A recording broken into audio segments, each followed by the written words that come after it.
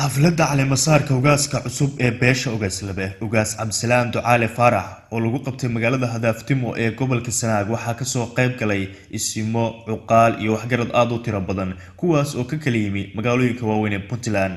munaasabadda ugaaska lagu caleemasaarayay oo ahayd mid meeqaamkeedu aad u sareeyo ayaa sidoo kale waxaa soo buux dhaafiyay qaybaha kala duwan ee bulshada ku nool degmada Hadaftimo. caaqil Cismaan Yuusuf, nabadoon Siciid Yuusuf Maxamed iyo caaqil Xuseen Axmed Yuusuf oo kamid ah isimada dhaqanka gobolka Sanaag isla markaana munaasabadda caleemasaarka ka hadlay ayaa ugaaska kula dardaarmay inuu ka shaqeeyo danaha iyo wadajirka ummadda Soomaaliyeed. ugaasku waa ugaas u soo kornay Soomaali weyn, waa ugaas u soo kornay gobolka Sanaag, waa ugaas u soo kornay beesha Ugaaslabe.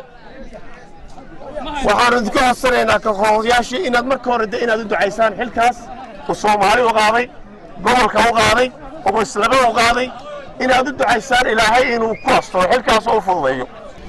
waxaan leenahay Cabdisalaan Ducaale horta xilka lagu dhiibay nin waa yeelo oo alla ilaahay sida lagu soo xulay oo hadda aad xilka lagu soo xulay oo beesha lagu soo xushay adiguna aad isugu dhigtay waa si ka muuqata aday ka muuqata. ilaahay ha ku fududeeyo marka koobaad, marka labaadna cadaaladda ilaahay ha ku waafajiyo.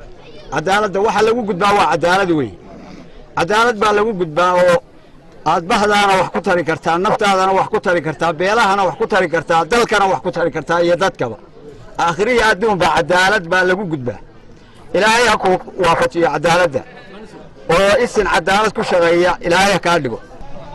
ugaaska beesha Ugaaslabe ee soo xulatay soo dooratay halkan lagu caleemasaarayo waxaan u soo dhaweynaynaa si aad iyo aad baan u soo dhaweynayaa.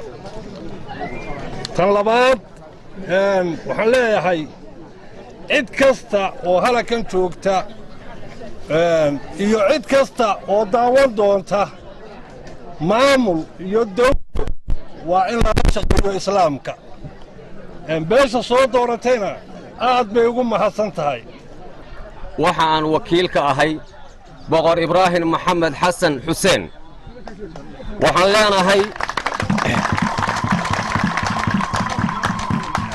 leenahay suldaan waxa weeyaan ugaaska cusub ee lagu caana shubayo maanta oo ay maanta ku caana shubtay beesha Ugaaslabe.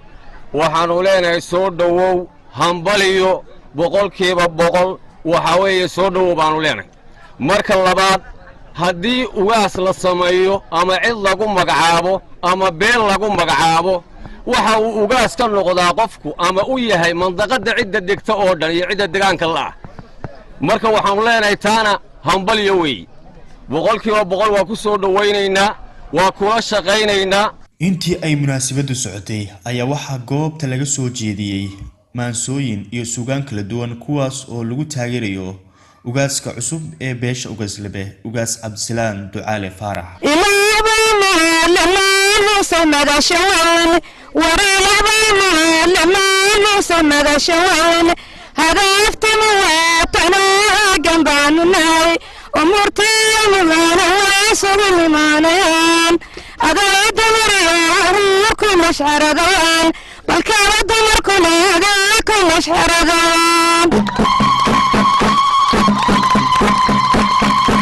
ugu dambeyntii ugaas Cabdisalaan Ducaale Faarax oo munaasabadda ka hadlay ayaa u mahad celiyay isimadii iyo waxgaradkii ka soo qayb galay munaasabadda caleemasaarka waxaana intaasi ku daray in uu ka shaqeyn doono midnimada ummadda Soomaaliyeed. qaaliga aad noo hurteen waa ku mahadsantihiin, aad iyo aad baan ugu faraxsanahay ka soo qaybgalkeena boqolkiiba boqol mar labaad iyo mar saddexaadba waa ku mahadsantihiin. waxaan idin sheegayaa haddii isim dhaqameed la sameeyo oo qolo ay isim dhaqameed samaysato hadduu sifooyinkii Soomaalidu taqaanay uu leeyahay oo nin islaama yahay, caadila, xaq soora, ceexda aan aqoon, kiisa ku dhow iyo kan ugu fog midna aanu kala eexan.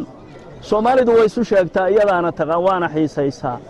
ilaahay idankii waxaanu ka rajaynaynaa qaabka inaannu ku shaqayno inaanna dadka kala sokaysiisan uu noo siman yahay Soomaali oo dhami gaar ahaanna inta nala ood wadaagta inaannu si insaaf ah oo walaalnimo oo islaamnimo aan inna eex ka reeban inaannu ula shaqayno. ugaas cabdisalaam ducaale faarax oo maanta halkan lagu caleemo saaray ayaa waxa uu ka mid noqonayaa isimada dhaqanka Puntland kuwooda ugu miisaanka culus. Salmaan Ogo, magaalada Hadaaftimo.